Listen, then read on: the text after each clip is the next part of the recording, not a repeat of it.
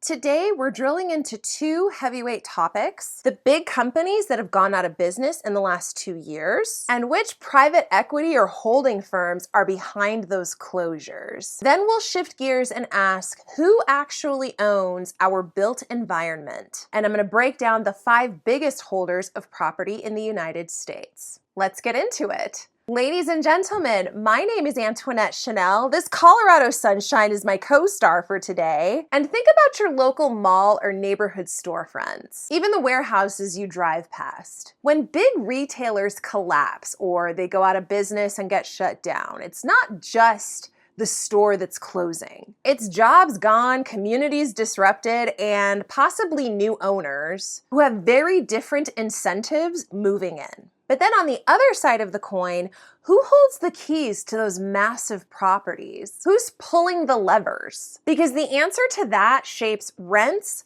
which businesses get space, and land development. And ultimately, which voices have power as our neighborhoods develop and evolve. Let's start with Forever 21. This fast fashion giant filed for Chapter 11 bankruptcy in March of 2025. The company reported $1.58 billion in debt and losses of about $150 million in 2024. Their projected losses for 2025 are sitting around somewhere near $180 million. This is Forever 21's second bankruptcy in 6 years. Over 300 stores were slated for liquidation, signaling that this was once a ubiquitous mall brand that unfortunately was not able to adapt in the 2020s. Competition from online retailers such as Shein and Temu, along with rising rents and supply chain costs, did them in. Next up is Big Lots. Big Lots filed for Chapter 11 bankruptcy in September 2024. And at that time, they agreed to sell themselves to a private equity firm called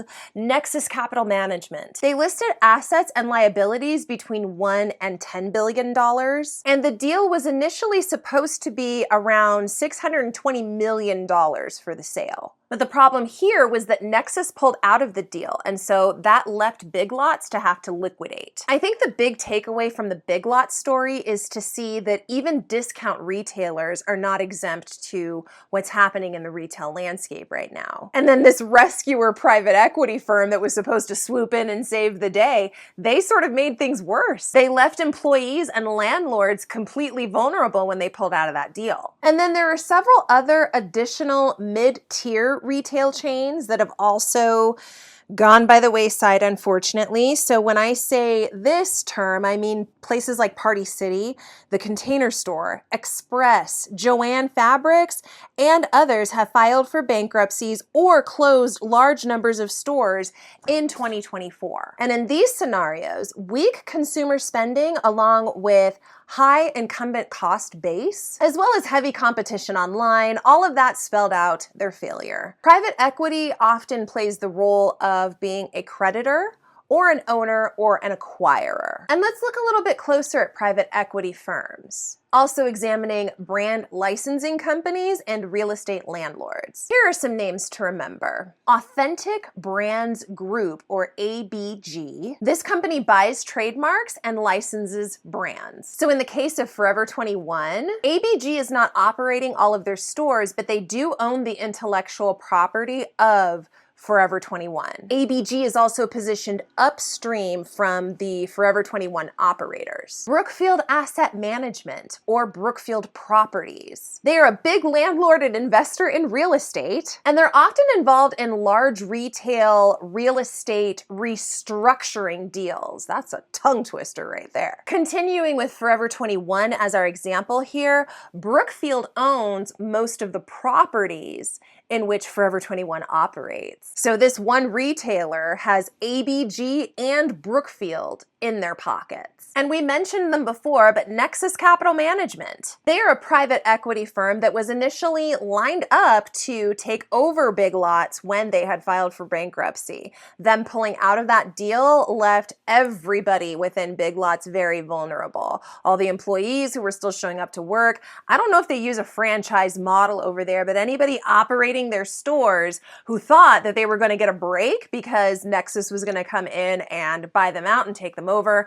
They were put on the hook after Nexus backed out. And according to the Private Equity Stakeholder Project, which is a watchdog for private equity firms, most of the retail bankruptcies that we saw happening in 2024 and 2025 were due to heavy private equity firm involvement. So when you see a going out of business sign or bought by X company in the news, you're not just watching a brand die, you're seeing value get extracted and assets get shifted and a real estate credit chain at work. The question becomes, who wins? Is it the consumer? Is it the worker? Is it the landlord? Or is it the investor? So as we sort of zoom out, we see that it's not really just a story about which stores have closed, but it's about who owns the physical spaces now and what that means for power, rents, and communities. Let's explore the 5 largest players who own and manage large pieces of US property. So number 1 is Blackstone Group. They reportedly manage around $600 billion with a B dollars in real estate assets globally, and they have the largest US footprint when it comes to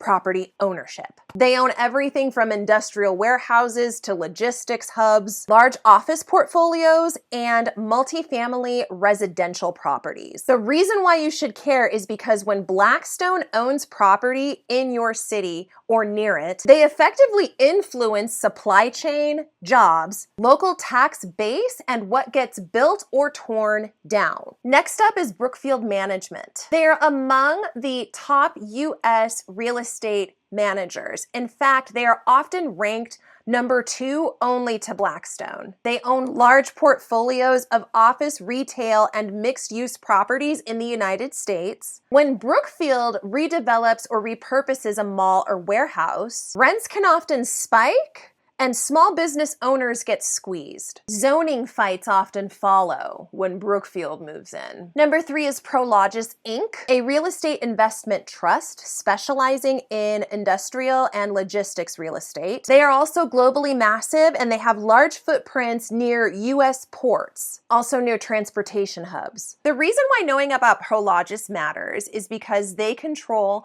large assets that are key to e-commerce. As e-commerce grows, large firms like Prologis can determine where goods get stored, how fast deliveries are made, and they often drive regional real estate shifts with the availability of jobs, with the amount of traffic that they generate, and also the cost of rent. Number 4 is Coldwell Banker Richard Ellis Investment Management. They are one of the largest US real estate investment managers. And the reason why you want them on your radar is because they acquire large swaths of property, office, retail, mixed use, and then they lease that out, which means that they get to control who moves in and who doesn't. And then they lease those properties out. So they control who moves in, which move out, and local employment landscapes. Number 5 is Clarion Partners. They're part of the broader set of commercial real estate managers in the United States. Some of the lists that I was seeing had them falling just right outside of the top 3 as number 4. But similar to their private equity, real estate management brethren, they often control who can move in and what businesses are allowed to operate, and they control the rents. So to recap, Blackstone, Brookfield, Prologis, CBREIM, I'm shortening it, and Clarion. Those are the top 5 players when it comes to private equity firms. When a storefront fails, it's not just a retailer going out of business, it's another opportunity for these large players with tons of money to come in and start messing with the local market. And they do this either through acquisition, through liquidation, or through leasing restructure. Okay, let's tie this all together and ask, what does this mean for everyday working people, for jobs, for neighborhoods, for you? So when a big chain like Forever 21 or Big Lots folds,